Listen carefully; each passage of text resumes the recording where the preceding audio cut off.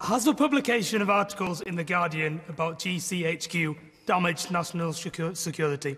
This is a very important argument. The chief of MI5, Andrew Parker, made a speech this week in which he said enormous damage was done to the pursuit of terrorists, information published in the newspapers, in The Guardian in particular, handing the advantage to the terrorists, the gift they need to evade us and strike us at will. Has that publication damaged national security? Joe Swinson.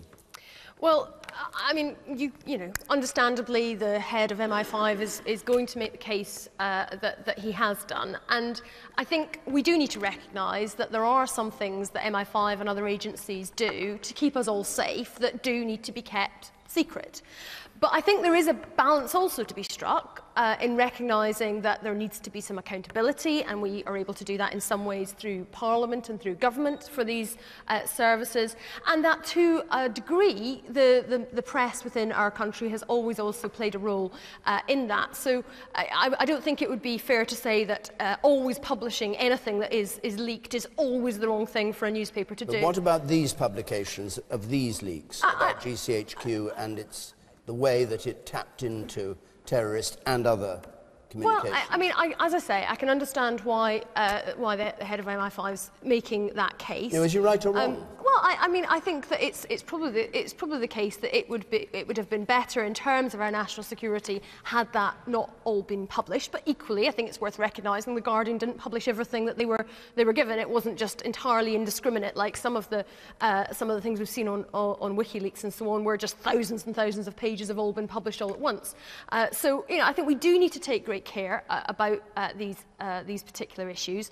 But I think that there can be a legitimate role for newspapers in a free press, and it's important that there is accountability and transparency of what the security services do on our behalf as well. Okay. Oh, do stop being so judicious, Joe.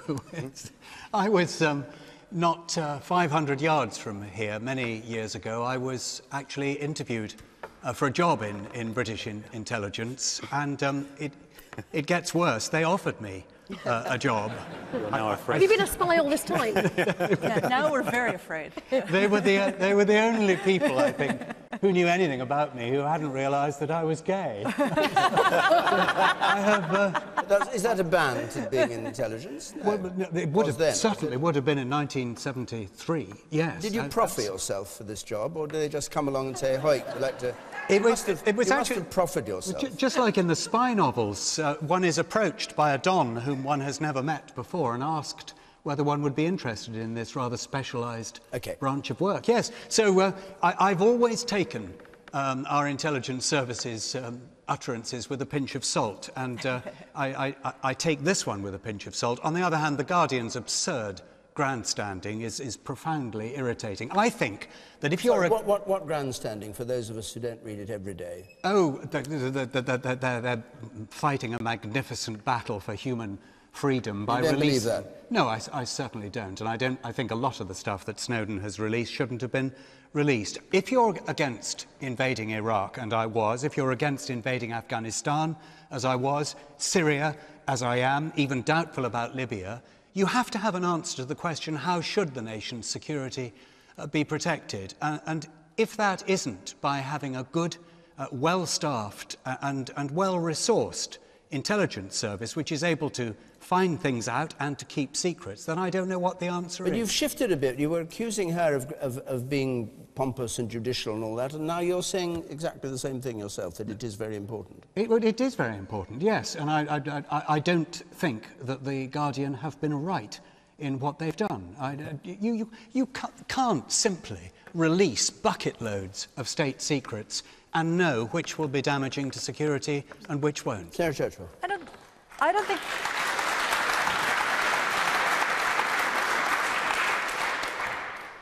I have yet to see any evidence, however, that these leaked documents have indeed brought harm to anyone. I haven't seen any evidence of that. Well, that somebody was harmed as a result of these revelations. I mean, we haven't yet seen that. What we have seen is a series of organizations in America and here which are making it very clear that their ideas about their own power and their insistence on secrecy as the way that they control things is under massive threat. It is being transformed, and they are going to have to figure out more flexible ways of dealing with the world in which we all live, with the digital world.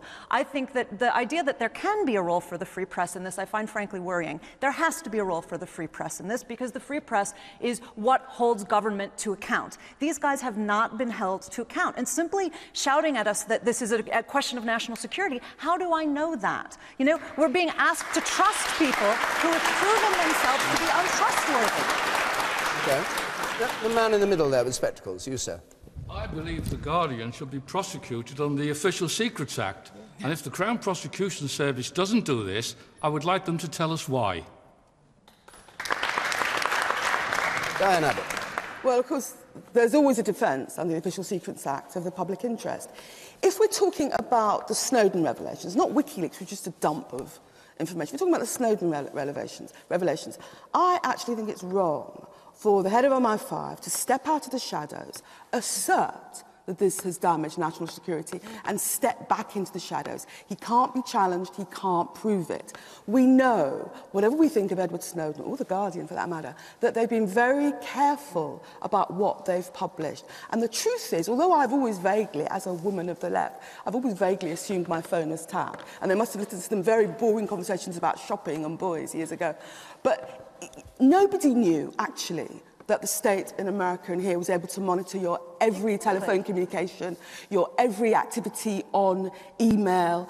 Nobody knew that companies like Google had engaged with backdoor deals with the state. We didn't know these things, and I believe we're entitled to know them. Exactly. I think the way the head of MI5 intervening is not, I think it's shouldn't happen in a democratic society. We need a debate between the public and politicians, but on balance, I believe the stuff printed in The Guardian, which shows us the extent of surveillance, a leviathan and how surveillance, much they exceeded their authority. And that they exceeded their authority, it seems to me, on balance, what The Guardian and Edward Snowden have done was in the public interest. Hear, hear. Thank you very much. We have to stop. Our hour is up, I'm afraid. Sorry to those of you who still have your hands up.